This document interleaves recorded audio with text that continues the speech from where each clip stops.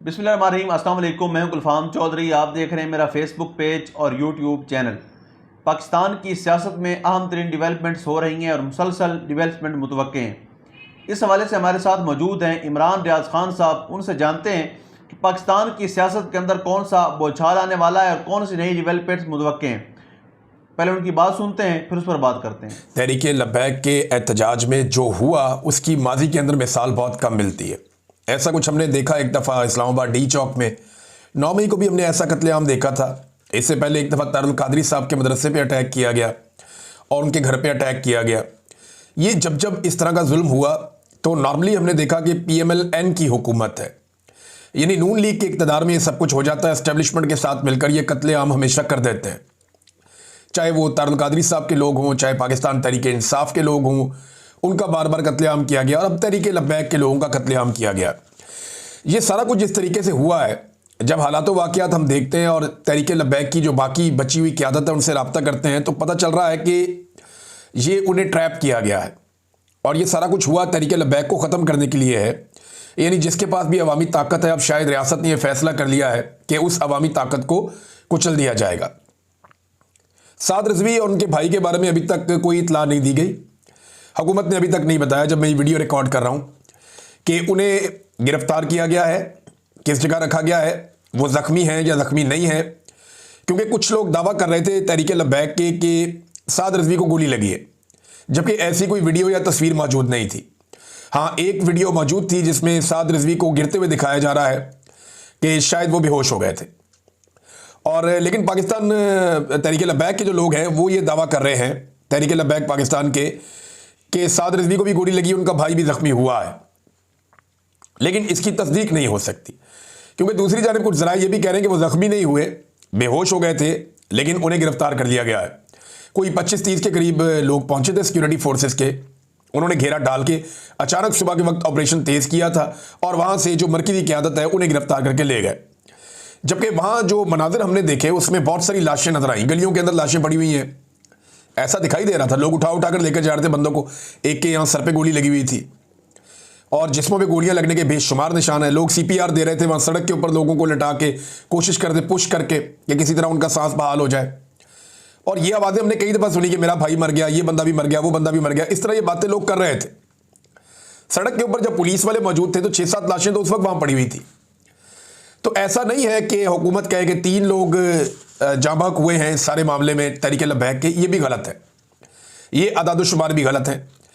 साद रिजवी ने यह कहा था, अपने जो आखिरी बयान दिए उनमें से एक बयान में साद रिजवी ने कहा था, जी हमसे लाशें छीन ली जाती हैं, हमारे जख्मियों को अस्पताल भी नहीं पहुंचाया जाता, तो लाशें छुपाई जा रही। इससे पहले यह शिकवा 26 नवंबर 2024 को पाकिस्तान तहरीक इंसाफ ने भी इस्लामाबाद में किया था।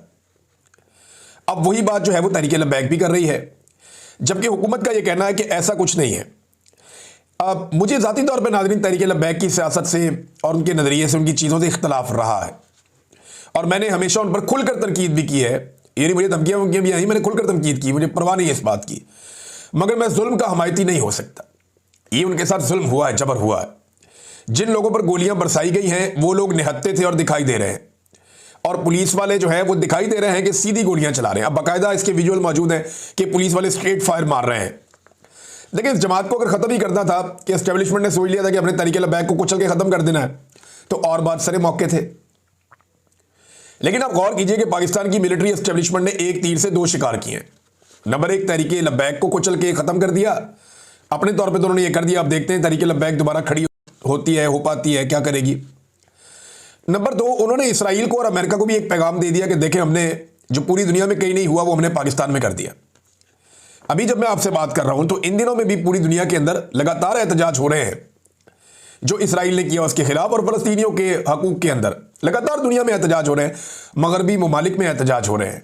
बरतानिया में 2 लाख लोग निकले हैं, साउथ अफ्रीका में निकले हैं, यूरोप में निकले हैं, तो पूरी दुनिया में एहतजाज हो रहे हैं। गोलियां सिर्फ पाकिस्तान के अंदर एस्टेब्लिशमेंट ने लोगों के ऊपर चलाई हैं। ये अमेरिका और इसराइल को एक बड़ा वाज़ेह पैगाम है कि हमारे यहाँ पे जितनी भी रेजिस्टेंस होगी हम उसी तरफ खड़े हैं, जहाँ पे डोनाल्ड ट्रंप साहब फरमाएंगे वहाँ पे खड़े हो जाएंगे। ये एक बड़ा पॉजिटिव जेस्चर दिया गया है डोनाल्ड ट्रंप को कि कुछ भी हो जाए, हमें लाशें गिरानी पड़े, कोई परवाह नहीं है, हम इस मामले पे पीछे नहीं हटेंगे, हम आपके साथ खड़े हैं। ऐसा लगता है कि उन्हें ये बता दिया गया। मैं काफ़ी अर्से से ये बता रहा हूं कि ऐसा लगता है, यानी अब लगता कि अब तो यकीन हो गया कि इसराइल के हवाले से पाकिस्तान की पॉलिसी बदल गई है। पूरी दुनिया में कहीं एहतजाज करने वालों को इस तरह गोलियां नहीं मारी गई जैसे पाकिस्तान में मारी गई हैं। अब तहरीक लब्बैक को क्रश करना था तो कभी और भी कर सकते थे, लेकिन इस खास मौके पे उन्हें क्रश किया गया जब वो इसराइल की पॉलिसी के खिलाफ एहतजाज करने निकले थे और वो अक्सा का एक मार्च कर रहे थे और वो ये कह रहे थे कि फ़लस्तीन और इसराइल का मामला। तो यहां पे ये मानी खेद है कि इस वक्त जब उनके ऊपर अटैक किया गया तो ये पैगाम भी पहुंचाया गया जहां पहुंचाना था। मैं कुछ चीज़ें आपको और दिखा देता हूं कि पहली बार पाकिस्तान के नेशनल टेलीविजन चैनल्स पर पॉलिसी के तहत इसराइली पार्लियामेंट की कार्रवाई दिखाई गई, डोनाल्ड ट्रंप की वहां पे तकरीर और नेतन्याहू की खुशियां या उनकी सेलिब्रेशंस दिखाई गई। एन उस वक्त जब पाकिस्तान में फ़लस्तीनियों के हक में निकलने वालों की लाशें पड़ी हुई थी, यानी जिस वक्त पाकिस्तान में लाशें गिराई जा रही थी उस वक्त पाकिस्तान के national TV channels Israeli parliament की कार्रवाई दिखा रहे थे जिसमें नेतन्याहू की सेलिब्रेशंस चल रही थी और डोनाल्ड ट्रंप वहां से खिताब कर रहे थे।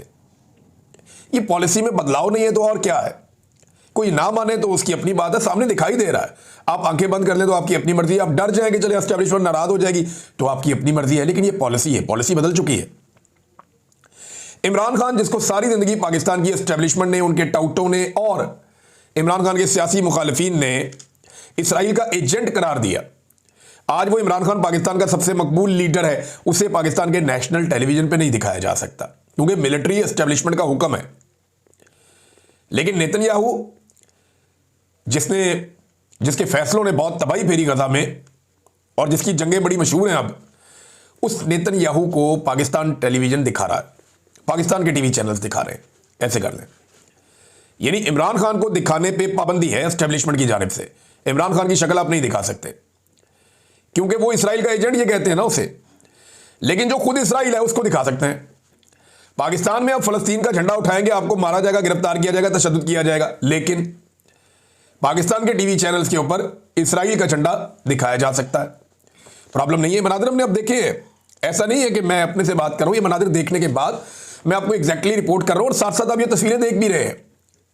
ऐसा नहीं है कि मैं जुबानी कलामी बात कर रहा हूं। रियासत ने ना, नाज़रीन, ऐसा लगता है कि सारा कुछ पॉलिसी के तहत किया है। मैं फजल रहमान साहब को खबरदार करना चाहता हूं कि रेडी हो जाएं, आपकी बारी भी आने वाली है। यह रियासत हर उस ताकत को कुचल देगी जिसके साथ कुछ अवामी प्रेशर मौजूद है और ये आइंदा चलाएंगे पाकिस्तान को डंडे के साथ। डंडे के साथ हुकूमत बनाई जाएगी, डंडे के साथ हुकूमत गिराई जाएगी, डंडे के साथ हुकूमत चलाई जाएगी। ये आइंदा का फॉर्मूला। और जो भी पब्लिक ताकत रखता होगा या अवामी ताकत जिसके पास होगी उसको कुचला जाएगा और अब सिर्फ सरकार का डंडा चलेगा और कुछ नहीं होगा। जमहूरियत नाम की चिड़िया पाकिस्तान के अंदर अब कभी चहचहा नहीं पाएगी जब तक कि ये निज़ाम मौजूद है। ये नाम तो लेंगे जमहूरियत का, लेकिन जमहूरियत होगी नहीं। देखिए ना, जितना कत्लेआम पंजाब हुकूमत ने करवा दिया है, एक लफ्ज़ वो लोग नहीं बोले और अब बाद में कह रहे हैं जी अस्पताल में जख्मी नहीं है, कोई लाश नहीं है, कोई चक्कर ही नहीं है।